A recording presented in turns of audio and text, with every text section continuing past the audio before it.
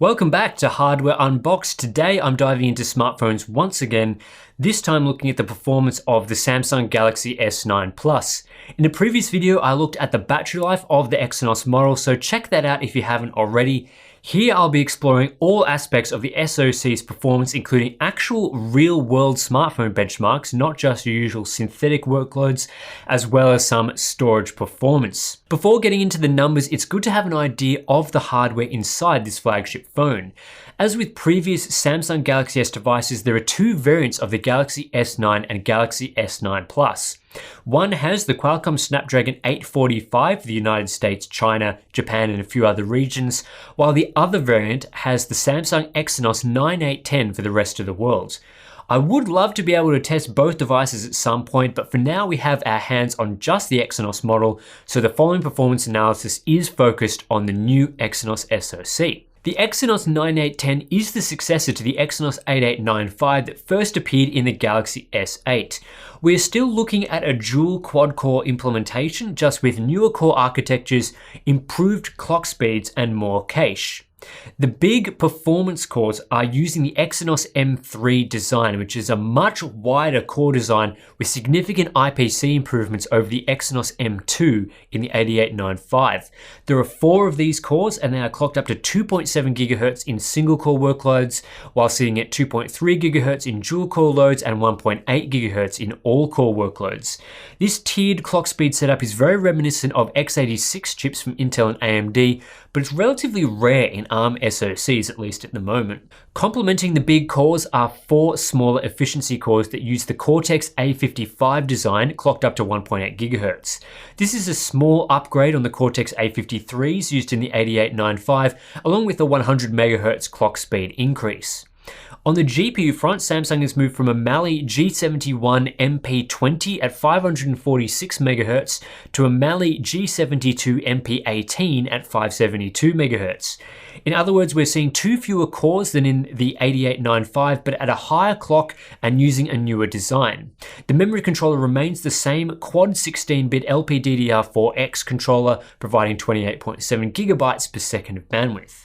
Whenever you see a new SoC used in a smartphone that iterates on its powerful predecessor, you typically expect better performance. However, with the Exynos 9810 in the Samsung Galaxy S9, that's not really the case, as we'll explore in both synthetic and real-world benchmarks. And yeah, that's right, we are now using real-world performance benchmarks to measure smartphone performance, just to give you a better idea than you might get otherwise with some of the synthetic workloads.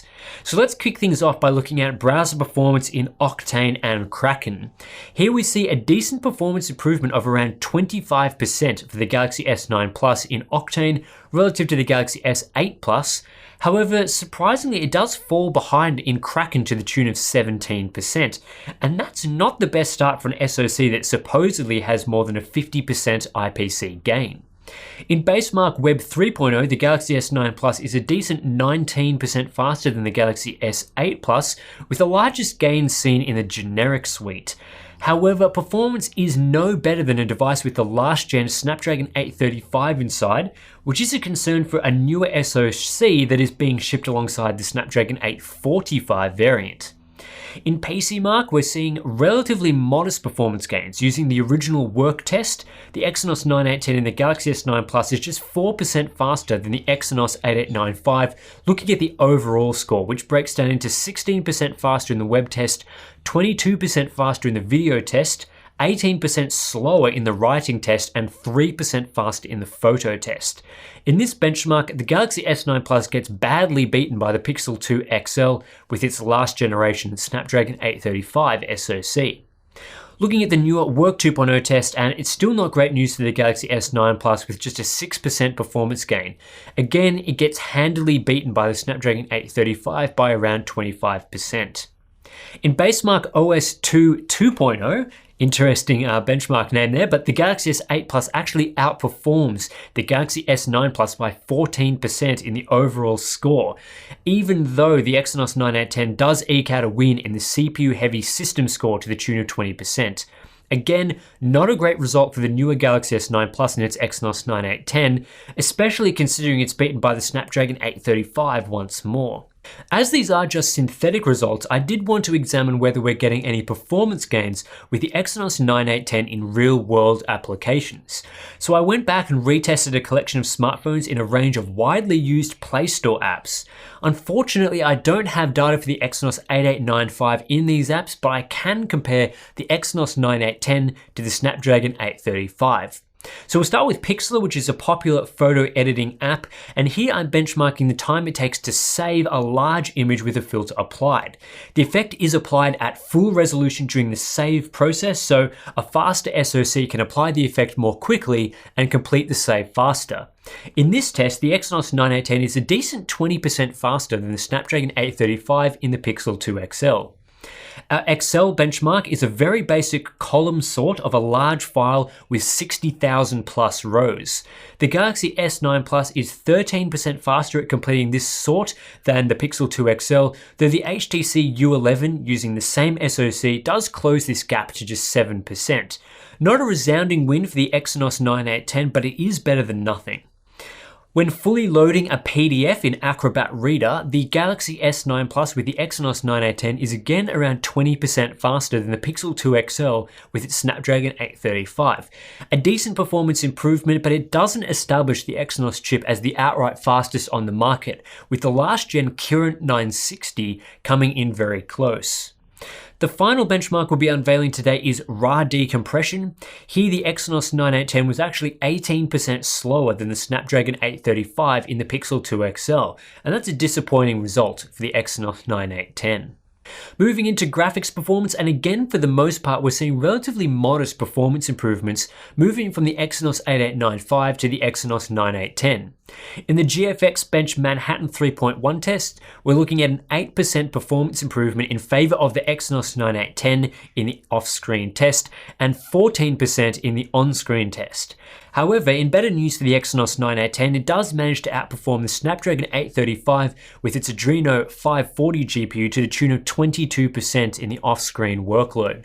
It's not as good news for the Exynos 9810 in 3DMark's Slingshot benchmark. In the standard Slingshot Unlimited test, the Exynos 9810 is slightly slower than the Exynos 8895 in the overall score and a sizable 19% behind the Snapdragon 835. The contest does even up in Slingshot Extreme Unlimited. The 9810 is 4% behind the Snapdragon 835 and 5% ahead of the Exynos 8895. The final graphics benchmark we're looking at is the Basemark U-Boat test, which has heavily favored Mali GPUs in the past. Here the Exynos 9810 in the Galaxy S9 Plus is 14% faster than the Exynos 8895, allowing it to take a massive performance lead over the Snapdragon 835. This is one of the few crushing victories for the Exynos 9810 relative to the last gen Snapdragon 835. While the Exynos 9810 is competitive against the Snapdragon 835 in graphics workloads and beats it in the case of GFXBench and Basemark, the SoC does throttle heavily in the Galaxy S9 Plus's chassis. After 25 minutes of consecutive GFXBench 3.1 runs, the Exynos 9810 throttled by 42%, leading to a score reduction that actually placed it slower than the Pixel 2 XL in long-term graphics workloads. The Pixel 2 XL and its Snapdragon 835 doesn't throttle as heavily, so it produces better long-term performance. The results from both the CPU, GPU, and real-world tests are pretty interesting in my opinion. For the most part, the Exynos 9810 produces disappointing performance that either narrowly beats or merely equals the Snapdragon 835, which is Qualcomm's last generation silicon.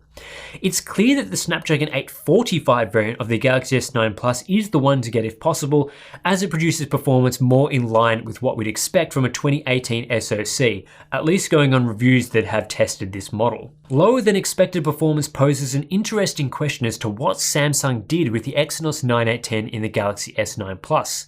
Luckily, the folks at AnandTech have dug into the issue, uncovering mostly software and firmware related problems with the Exynos model.